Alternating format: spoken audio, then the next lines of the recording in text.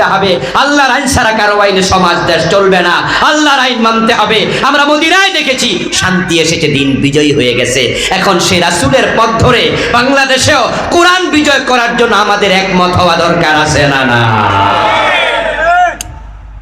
কিন্তু পরিতাপ 90% মুসলমানের দেশে কোরআন আজকে পরাজিত।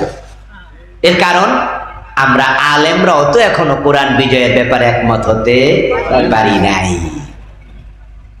দেখবেন আপনি কত হুজুর, কত আলেম, কত বক্তাই দেশে আছে। এই যে আমি আজকে ডাইরেক্ট কোরআন বিজয়ের ওয়াজ করতেছি, এরকম ওয়াজ কি সব পীর সাহেব করে? সব বক্তা করে? তো কোরআন কি আমার একার কিতাব? রাসূলের জীবনের লক্ষ্য কোরআনের বিজয়। সূরা 3 সূরাতে আল্লাহ বলছে, 3 আয়াতে। এই আয়াত কি হুজুররা পড়ে নাই? ওই পীর সাহেবরা পড়ে নাই? তো তারা কেন বলে না সবাই? এর মানে দিন বিজয়ের ব্যাপারে তারাও এখন একমত হতে পারে না। কেমনে একমত হবে? এই কাজ তো বড় কঠিন কাজ। আপনি নামাজের ওয়াজ করবেন, রোজার ওয়াজ করবেন, মামলা খাবেন না, আপনার কেউ ধরবে না, মারবে না, আপনার ওয়াজ 144 জারি হবে না। আর কোরআন বিজয়ের কথা বলতে শুরু করেন, ইমামতি থাকবে না, চাকরিও থাকে না, বাড়িতে ঘুমাতে পারবেন না, ডজন মামলার আসামি হয়ে রাস্তা ফিরে ঘুরাবেন,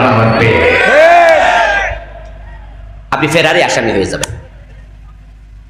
আমার নবী মুহাম্মদ সাল্লাল্লাহু আলাইহি ওয়াসাল্লাম যদি দিন বিজয়ের কথা না বলতেন তাহলে হিজরত করার প্রয়োজন ছিল না।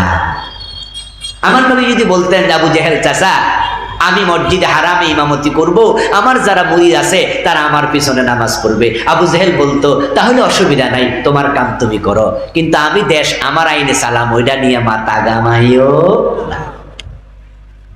ফেরাউনকে নবী মুসা যদি বলতেন যে চাচা আপনি আপনার আইনে দেশ চালান, আমি আল্লাহর আইনে মসজিদে ইমামতি চালাবো, ফেরাউন বলতো, ভাতিজা মসজিদে টাইলস লাগলে আমার খবর দিও।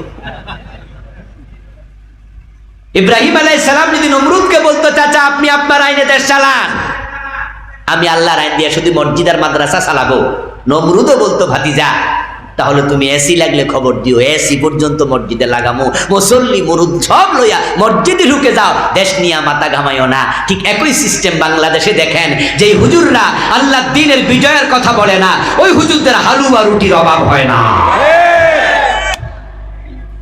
যে বিশ্বরা দিন বিজয়ের কথা বলে না, ওদের দরবারে কোন রকমের পুলিশি ঝামেলা নাই, খুব আরামে আছে।